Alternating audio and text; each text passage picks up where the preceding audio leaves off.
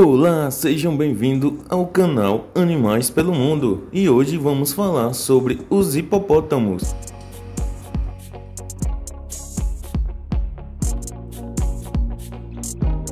Os hipopótamos são animais mamíferos da família Hipopotamidae. Atualmente são encontradas duas espécies de hipopótamo, o hipopótamo comum e o hipopótamo pigmeu.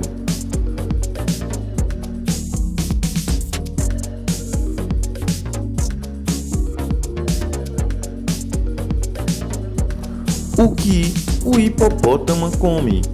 Grandes e muito pesado, os animais comem dezenas de quilos de alimentos por dia. Porém, a dieta é de dar inveja a qualquer pessoa.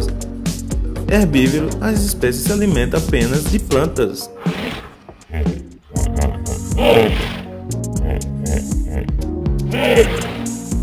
Os hipopótamos são animais de hábito semi-aquático.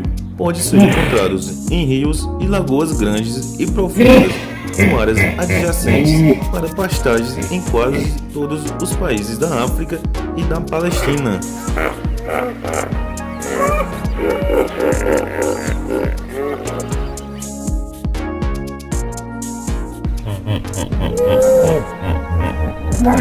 Porque o hipopótamo é perigoso. Com frequência submerso em açude e rios, esses bichos podem até gostar de relaxar na água, mas são dos animais mais agressivos da terra. Eles conseguem quebrar uma canoa ao meio com apenas uma mordida e matam mais pessoas na África que qualquer outra doença, exceto a malária.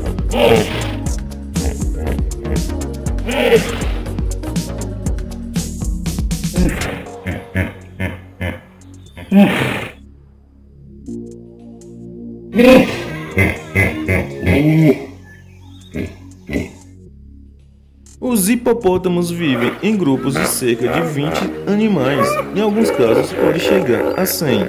Cada grupo é liderado por um macho e ocupa determinado espaço, dentro e fora d'água. Se um hipopótamo tiver o espaço invadido por outro animal ou pelo homem, pode se tornar muito agressivo. A reprodução, nascimento e amamentação ocorre dentro da água. A gestação dura de 225 a 240 dias e costuma dar origem apenas a um animal. E eles ficam aos cuidados da mãe até completar um ano, quando chega a pesar 200 quilos.